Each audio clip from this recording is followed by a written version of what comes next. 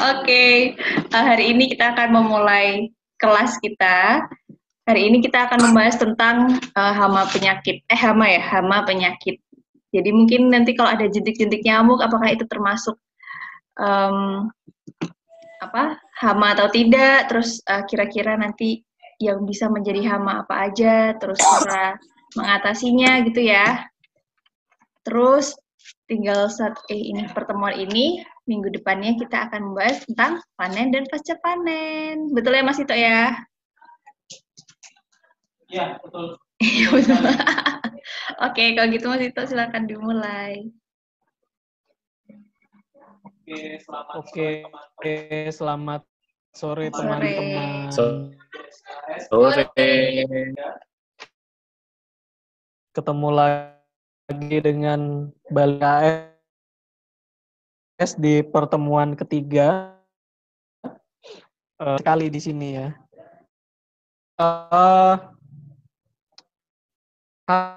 Hasil dari semai, jadi ini kami semai hari kirim benih ulang Ian dan kawan-kawan. Nah ini aku semainya 16 dan ini beruntung hidup semua nih. Jadi ada 6-6-nya bisa hidup. Nah ini udah mulai keluar airnya. Jadi ini tanaman kami umur 11 hari. Terus tiap hari yang kami lakukan cuman ngobok-ngobok airnya sama dia ditaruh di tempat yang kena sinar matahari. Gitu dulu dari saya. Saya mau lihat dulu dari teman-teman, mungkin dari Mbak Sekar, ada kendalakah dengan instalasinya atau sayurnya?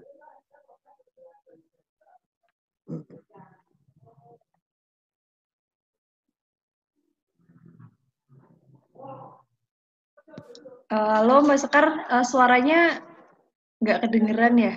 Iya. Atau mungkin kurang didekatkan kah atau ya? Masih belum ya? Belum. Semangat ya Mbak. Terima kasih untuk supportnya Mas Ian. Kompak sekali peserta kita kali ini. Saling menyemangati. Halo? Mbak Sekar amankah?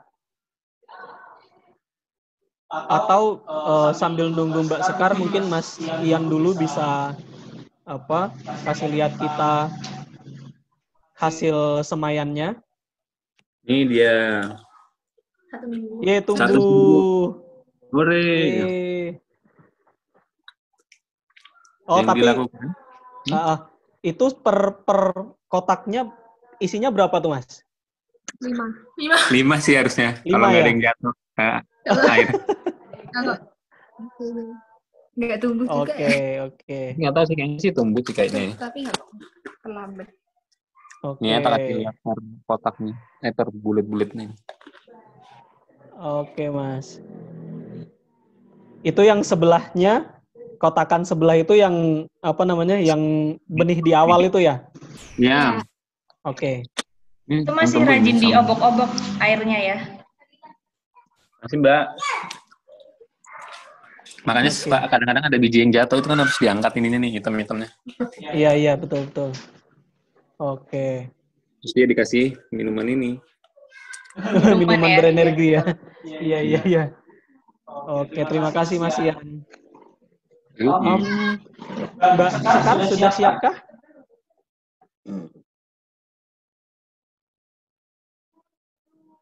Ya, masih belum. Masih belum ya? Kenapa ini ya Mbak Sekar? Mungkin sinyalnya atau headsetnya mungkin ya? Astaga, ini ibu yang baru saja melahirkan kah? Iya. Iya. Melakukan sambil nunggu Mbak Sekar. Luar biasa ini. Iya. Halo Mbak Sekar, gimana?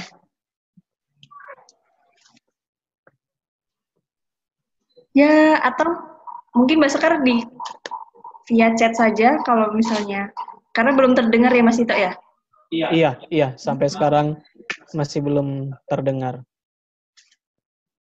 Coba, gimana Mbak Sekar? Oke, itu yang dari Mbak Sekar ya. Oh, ya.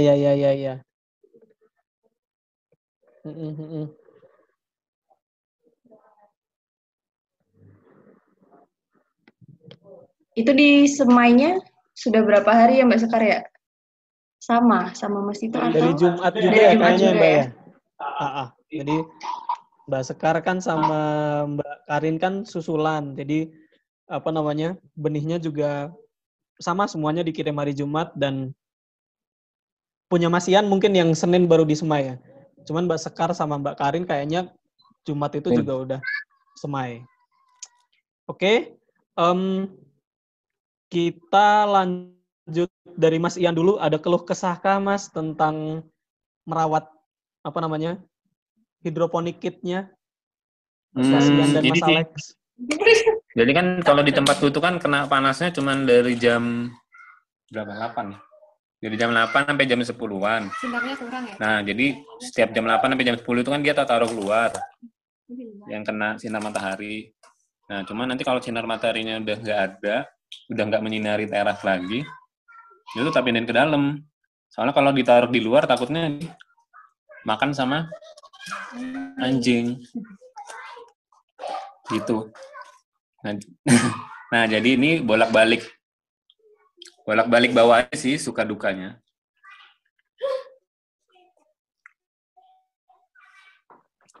Oke, Mbak Sekar kan mungkin audionya belum bisa terbereskan, nggak apa-apa. Jadi kalau melihat dari kondisi yang saya lihat di layar ya, jadi dari Mbak Sekar sama Mas Alex itu, sama punya Mas Ian juga, itu yang namanya persentase tumbuh, Mas. Jadi di setiap packingan benih itu kan ada persentase tumbuhnya. Nah, memang tidak semua benih yang kita semai itu bakal tumbuh.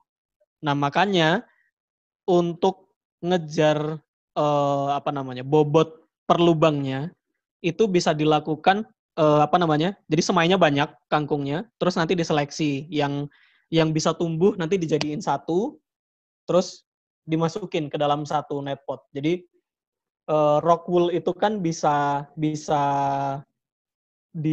gampang untuk dipisahkan selagi dia masih kecil ya Mas ya, gampang dipisahkan. Nah itu untuk bisa bikin dia jadi banyak, jadi yang tumbuh itu bisa dijadikan satu, nanti dimasukkan ke dalam satu satu net pot gitu juga bisa. Jadi untuk mencegah satu net pot cuma tumbuh satu net pot cuma tumbuh 2, padahal disemainya kan 5 benih gitu. Nah, bisa juga bijinya itu terlalu dalam dipendam ke dalam rock wool, Mas. Jadi berkecambah, dia berkecambah tapi terus muter di dalam aja. Jadi dia nggak tumbuh ke atas, jadi dia cuma muter di dalam aja. Nah, itu sama aja mati sih, Mas, nanti. Jadi mungkin yang bisa dilakukan semainya agak banyak, terus nanti yang berhasil dijadikan satu. Nah, ini kami agak bersyukur, kami semainya satu rock wool itu 6 sampai 7, bahkan ada yang 8 benih, jadinya kayak gini. Dan memang cahaya matahari kan utama ya, jadi memang itu faktor utama yang dibutuhkan tanaman untuk tumbuh. Kalau enggak nanti dia tinggi-tinggi tanamannya, jadi jarak antara tak cabut aja. Oke. Jadi jarak antara net pot rock wool sama daunnya itu dia tinggi-tinggi, nanti baru ada daun gitu.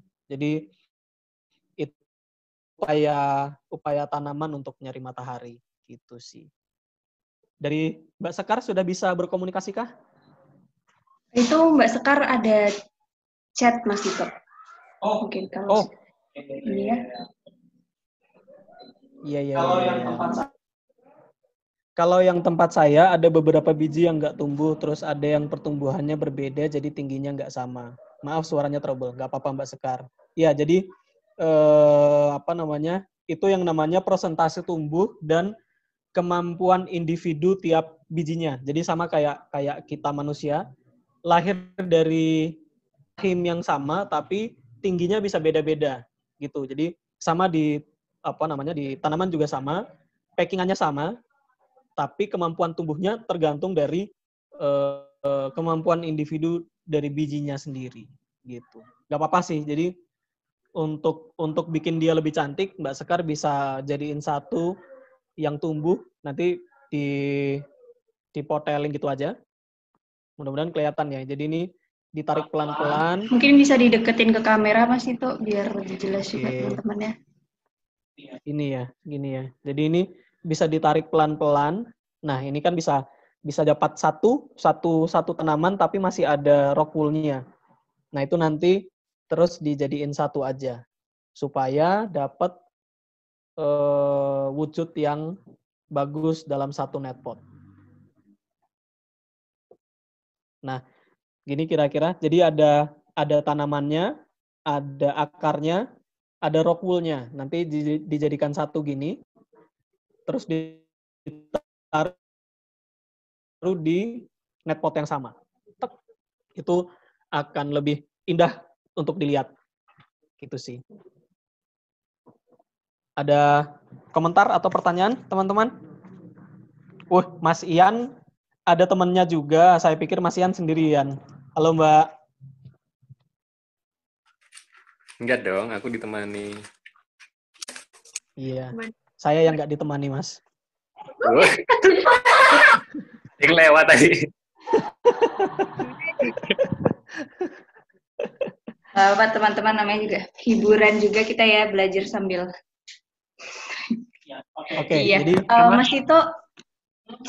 Nah, itu ada lagi tuh.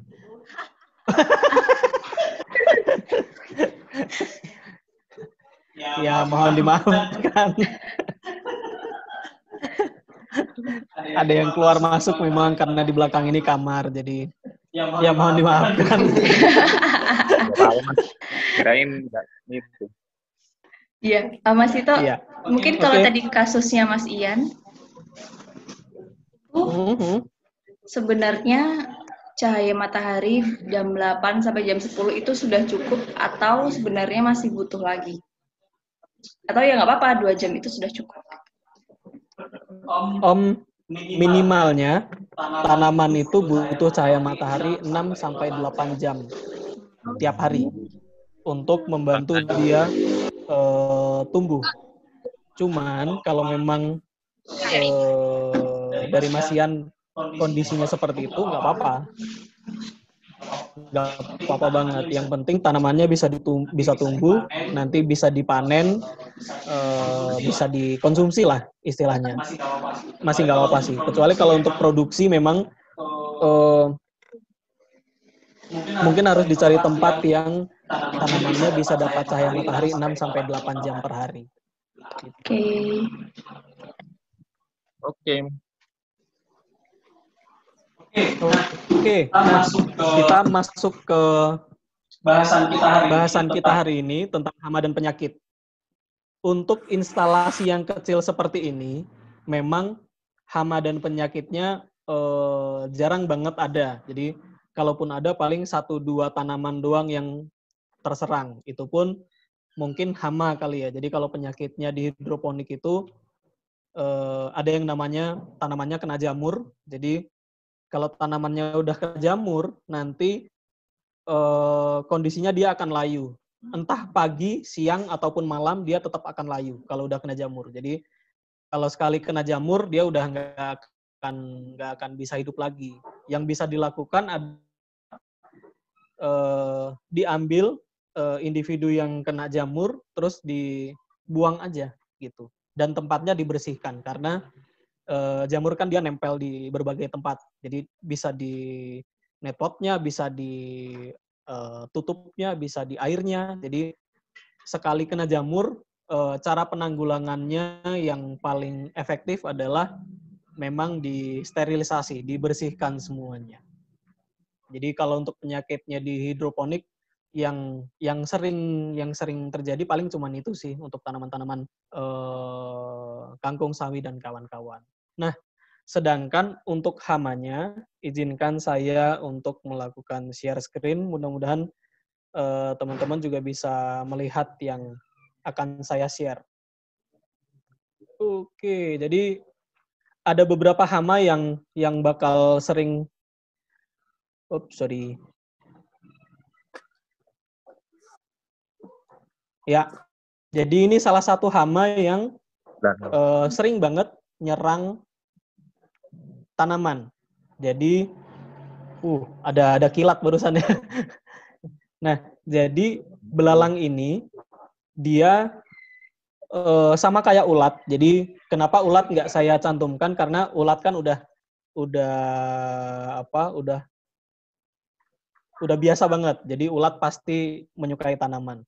Nah, ini binatang-binatang yang suka banget sama tanaman hidroponik karena dari segi rasa hidroponik ini kan kandungannya air. Jadi dia akan lebih manis dan lebih renyah dari tanaman atau sayuran yang ditanam di tanah. Nah, salah satunya belalang ini. Belalang dia seneng banget makan tanaman. Jadi dalam sehari itu dia bisa ngabisin 1 net pot ini kalau kita nggak hati-hati. Jadi 1 net pot ini bisa habis dalam sehari dimakan oleh belalangnya. Nah, contoh tanaman yang dimakan belalang itu seperti ini. Bukan ini. Ya, jadi ini contoh tanaman yang dimakan belalang. Jadi misalnya dia ulat, dia akan makan dari pinggiran luar daun. Jadi dari luar sini dia akan makan sampai habis ke dalam. Tapi kalau belalang dia akan bikin bolongan-bolongan kayak gini. Jadi dia lebih selektif dalam memilih bagian tanaman untuk dimakan. Jadi mungkin bagian yang bolong ini lebih manis dari bagian yang di sini. Jadi belalang tuh lebih punya indera yang baik untuk merasakan. Jadi kalau ulat kan istilahnya rakus. Jadi dia makan apa yang ada di depannya. Jadi kalau ulat biasanya kepotong setengah gitu. Jadi kepotongnya dari pinggir dia. Kalau belalang dia bisa dari tengah-tengah sini. Itu salah satu hama yang menyerang hidroponik. Kemudian ada yang namanya trip atau kutu daun. Nah, ini contoh tanaman di greenhouse kami yang kena kutu daun. Jadi dia asalnya dari lalat buah gitu, lalat yang kecil-kecil banget gitu. Jadi dari lalat terus dia bertelur di bawah ini, kemudian nanti keluar kutu. Jadi bisa jadi kutu putih gini, bisa juga jadi kutu yang ijo-ijo bentuknya, ijo kecil gitu. Kalau teman-teman pernah lihat. Jadi ini salah satu hama yang menurut saya mengganggu tampilan sayur. Jadi kalau misalnya kita mau jual sayurnya atau bahkan kita makan nggak selera juga lihat yang ginian walaupun dibersihkan ya. Jadi dan trip atau kutu daun ini nyebarnya cepat banget. Jadi misalnya hari ini tanaman ini yang kena, mungkin besok 2 hari begitu satu tanaman ini udah kena semua. Jadi kalau tidak segera ditanggulangi, mereka cepat banget untuk nyebar karena memang rakus itu tadi. Jadi mereka tidak terlalu memberikan dampak yang buruk untuk tanaman. Yang jelas tampilannya jadi jelek aja gitu. Itu yang untuk trip sama kutu daun. Nah, yang ketiga itu ada yang namanya leaf miner. Jadi kalau teman-teman pernah lihat di daun terus ada kayak jalan kutu gini ya. Nah, itu namanya leaf miner. Jadi ini lalat, asalnya dari lalat juga. Kemudian lalatnya ini naruh telur di lewat jaringan-jaringan yang ada di daun. Kemudian telurnya itu akan netas. Nanti dia di daun, kemudian membentuk jalan yang seperti ini. Gitu. Sama kayak trip, dia nggak apa namanya, dalam skala kecil dia nggak membuat daun itu mati, tetapi physically dia jadi jelek karena jelas ada binatang yang hidup dan menggerogoti daun. Jadi leaf miner ini bisa menyerang ke semua tanaman, entah itu sawi, entah itu kangkung, entah itu sawi pagoda, hampir semua. Jadi semua daun hampir bisa dihinggapi oleh leaf miner ini. Gitu. Kemudian untuk yang hidroponik tadi Mas Ian juga cerita. Jadi instalasinya itu di dalamnya ada jentik nyamuk ya Mas ya. Nah itu Iya, Mas. salah satu resiko kita main hidroponik karena tampungannya kan berisi air dan itu salah satu kekurangan jenis instalasi yang airnya diam. Jadi begitu airnya diam, jentik nyamuk memang pasti akan masuk. Nah, cara penanggulangannya memang tiap hari dikocok itu atau nutrisinya ditambahkan, Mas. Jadi karena kan pupuknya hidroponik AB mix itu kan kimia sintetis. Jadi begitu ditambahkan, saya yakin jentik nyamuknya akan mati sih, Mas. Kalau tiap hari. Nah, ada beberapa penanggulangan dari hama-hama yang sudah saya share tadi. Kalau misalnya tadi penyakitnya kan jamur, jadi kalau jamur memang harus dibuang tanamannya dan dibersihkan. Nah, kalau hama, ada beberapa cara yang bisa kita lakukan supaya tanaman kita selamat. Jadi yang pertama itu manual aja. Jadi misalnya kita lihat ada belalang di sini, ada ulat di sini, kita ambil dan kita buang. Gitu. Nah, untuk belalang sama ulat jangan dibunuh di dekat tanamannya. Jadi misalnya di sini ada ulat gitu ya, kita ambil terus kita injak di tempat ini juga. Nah, itu di dalam perut ulatnya itu kita nggak tahu, mungkin ada telur yang masih dia simpan. Nah, telurnya itu bisa menetas, kemudian kembali naik ke sayurannya. Makanya cara pertama dan yang paling aman, walaupun melelahkan ya, itu tiap hari dilihat, kemudian jika kita menemukan, kita ambil, kita buang jauh, atau kita bunuh di luar lingkungannya instalasi ini. Itu yang cara paling biasanya. Kemudian cara yang kedua dicuci. Jadi karena ini hidroponik base-nya air, jadi dicuci pun dia nggak apa-apa, asal dicucinya air dingin ya, bukan air panas. Jadi caranya tinggal diambil aja, terus dicelupkan aja di air. Begitu dicelup, kita goyang-goyang dikit, nanti baik itu ulat, baik itu belalang, baik itu kutu daun, itu bisa larut ke airnya. Nah, nanti tinggal kita masukin lagi ke instalasinya.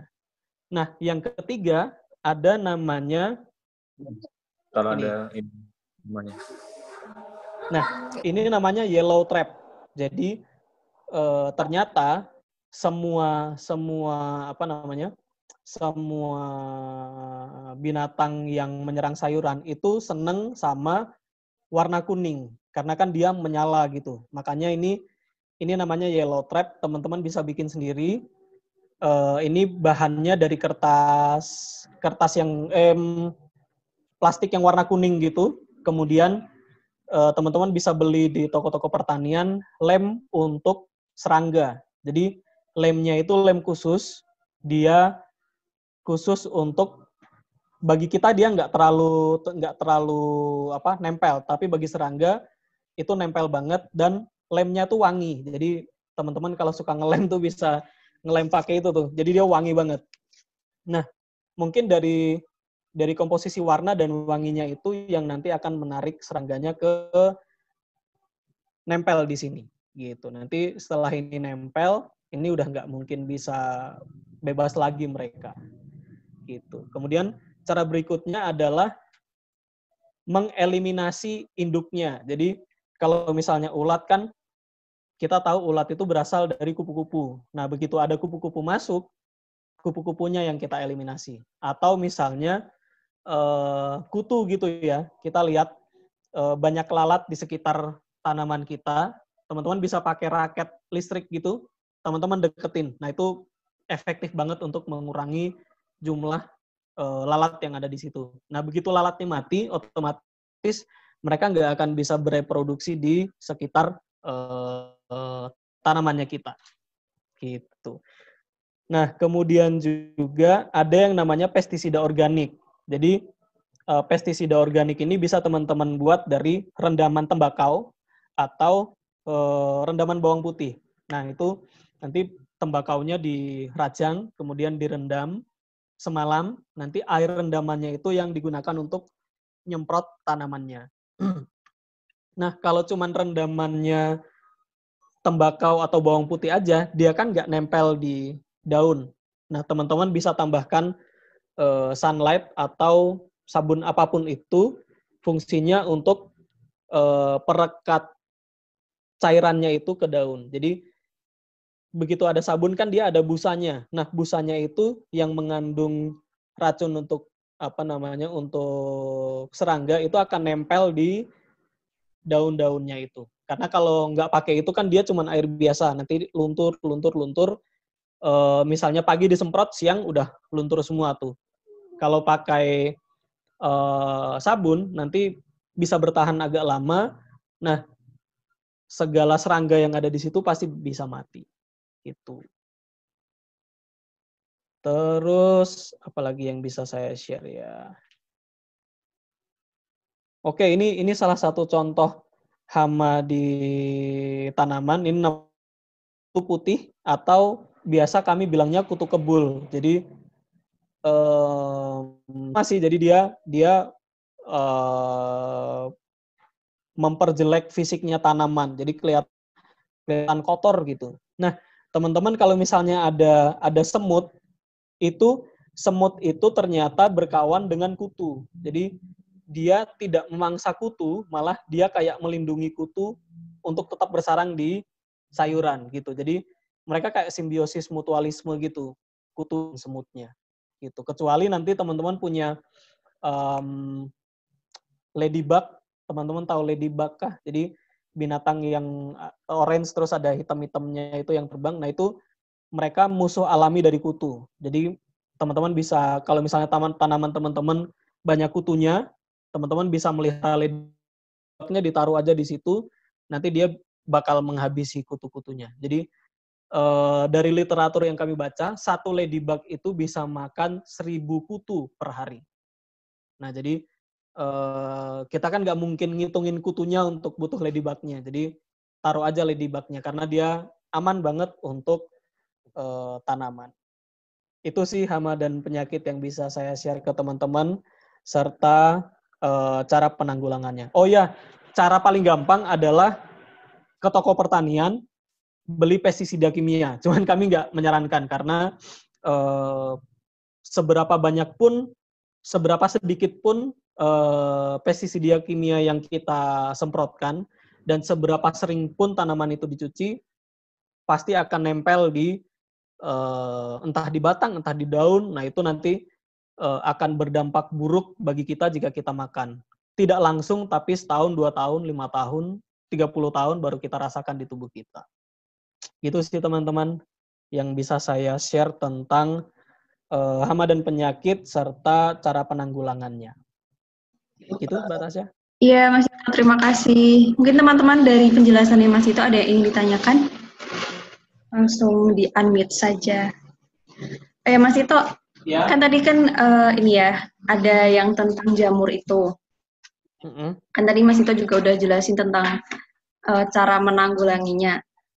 Nah, tapi ada nggak kira-kira supaya mencegah jamur itu ada di tanaman? Jadi apakah apa yang harus dijaga supaya jangan sampai jamur itu mampir ke tanaman kita. Oke, yang perlu dijaga yang pertama jelas kebersihan. Jadi sekitar tanaman itu harus bersih. Yang kedua yang paling penting adalah kelembapan. Jadi jamur itu kan ada begitu kondisinya lembab. Nah, yang bisa kita jaga adalah kasih sinar matahari. Karena begitu lingkungan sekitarnya nggak lembab, jamur pasti susah untuk datang gitu. Oke, Mas Tito, terima kasih. Mas Alex ini kayaknya mau tanya atau gimana nih, Mas? Ada pertanyaan kah? Ketawa. Oh, yang lain dulu. Oke. Yang lain dulu. Mungkin Mas Ian, Mbak Sekar mungkin ada yang ditanyakan.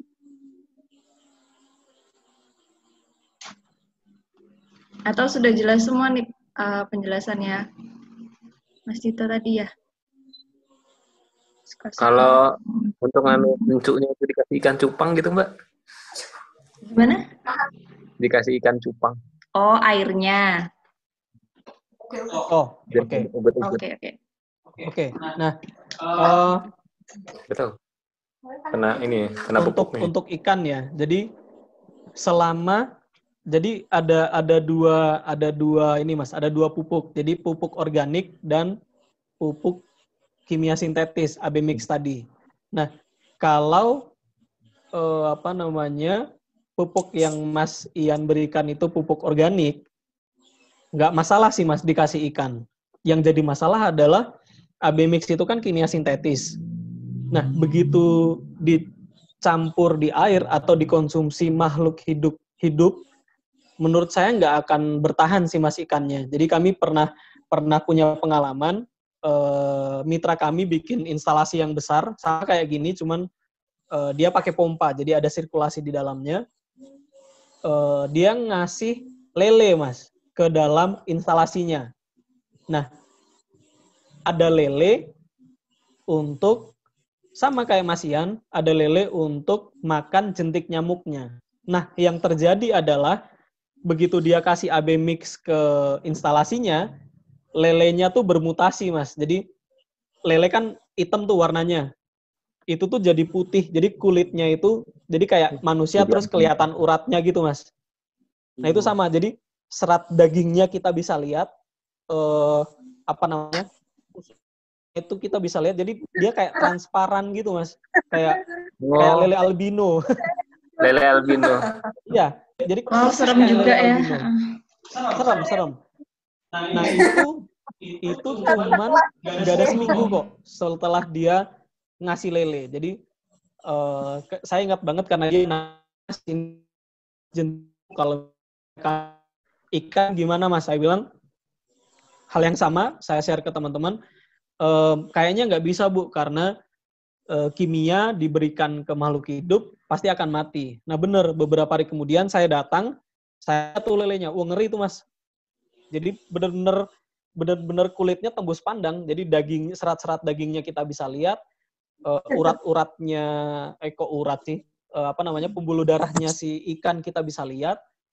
Dan beberapa hari kemudian ikannya mati. Jadi kalau ikan cupang, menurut saya kasusnya akan sama sih Mas. Ada baiknya mungkin kalau Mas Ian nggak begitu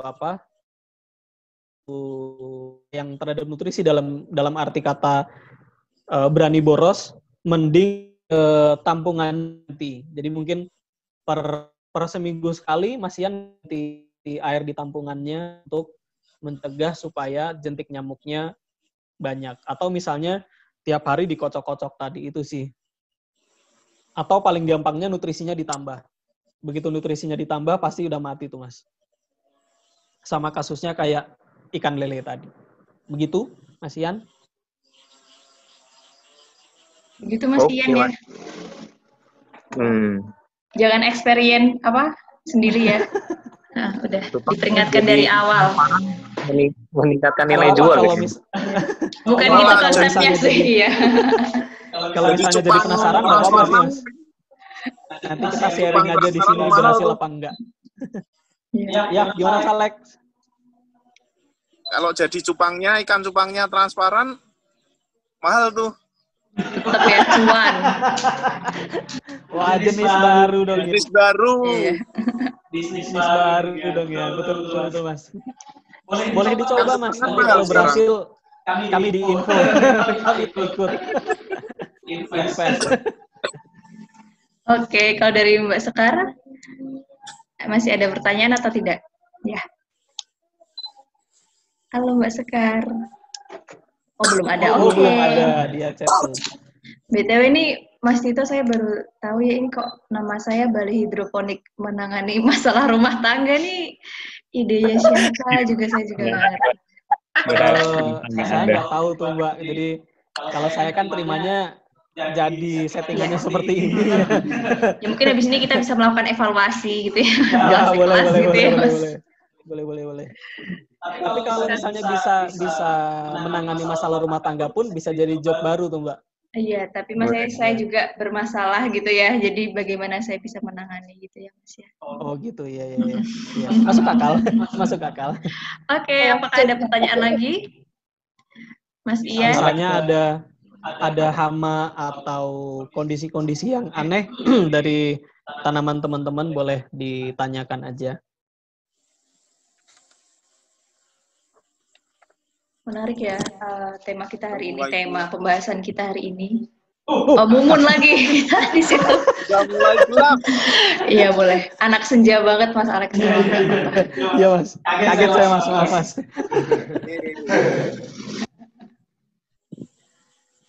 Tanya. Gimana Mas? Apa yang buat nutrisi tanamannya itu kan ada yang apa tadi kimia sintetik.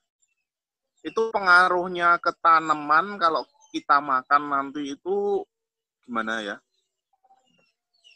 Oke, nah jadi gini Mas, kalau di tanah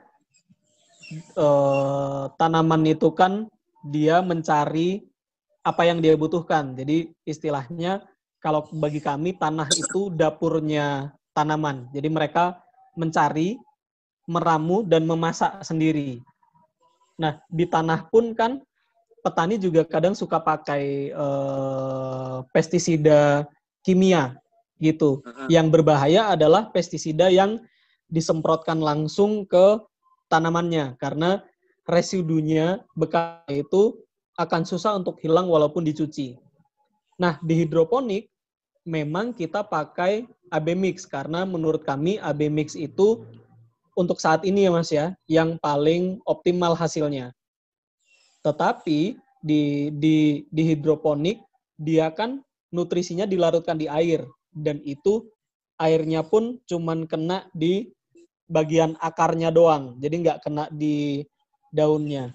Nah, yang terjadi adalah hal yang sama yang terjadi dengan sayuran di tanah. Mereka memasak itu, kemudian mengolah di tubuhnya. Jadi menurut kami masih aman sih Mas, karena apa yang mereka hasilkan, apa yang mereka masak itu sudah aman untuk kita konsumsi, sama kayak yang di tanah.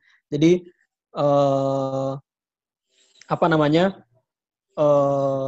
nutrisinya itu udah aman untuk tubuh karena sudah diolah di tanamannya, sudah dimasak gitu. Jadi kalau di tanah kan mereka harus mencari, makanya effortnya lebih lama pertumbuhannya. Kalau di hidroponik, kenapa dia lebih cepat? Karena kita udah siapkan yang mereka butuhkan dengan komposisi tertentu yang aman bagi tanaman juga. Kemudian semuanya itu tetap sama, mereka mengolah. Jadi mereka masak juga di dalam dalam tubuhnya mereka. Mereka masak juga tuh Mas. Segala hal kimia-kimia itu, dan proses respirasi, proses pernapasan tanaman itu mereka juga kadang melepaskan toksik-toksiknya. Kalau kita kan lewat olahraga.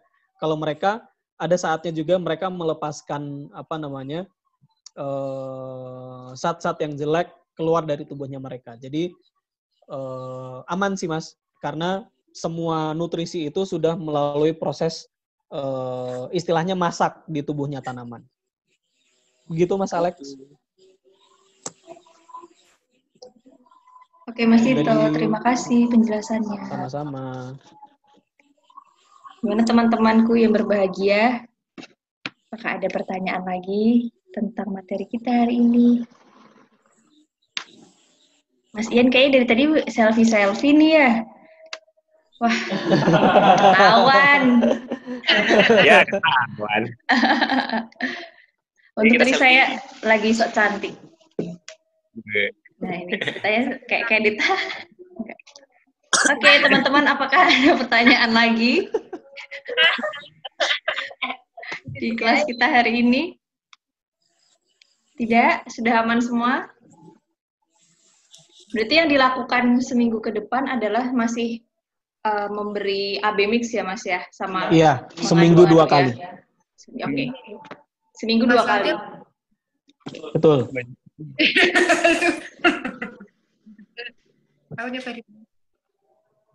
Seperti itu, teman-teman, kalau misalnya tidak ada pertanyaan lagi, kita mau mengakhiri pertemuan kita ya, Mas Tito, ya, hari ini.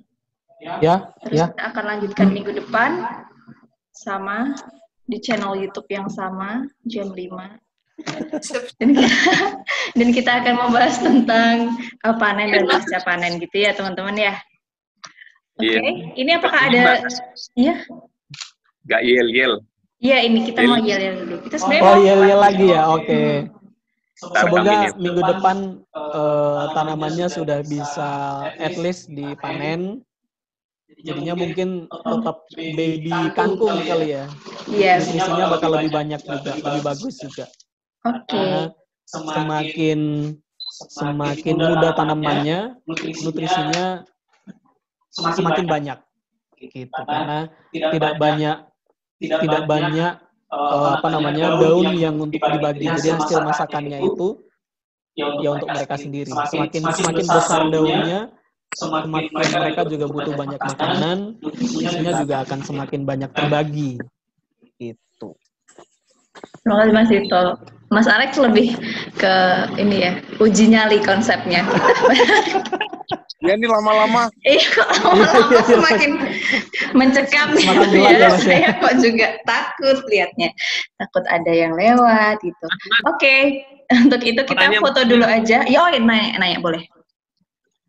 Yang ini yang Kayak mau endorse ya. Yang mikro yang mana? Yang mikronutrisi yang mana? Yang mikronutrisi yang mana, Mas, makronutrisi kemarin? yang mana? Yang mikronutrisi yang mana? yang kuning ya? Yang merah itu A, yang merah itu B, yang mikronya itu yang kuning. Yang merah itu yang A, yang merah itu yang B. Itu maksudnya gimana? Yang merah A, B itu yang kuning. Jadi Oh, iya. mikronya itu yang di kuning. Oke, yang mikro yang kuning berarti ya. Oke. Ya. Oke. Kalau gitu kita foto sebentar Mas Tito ya.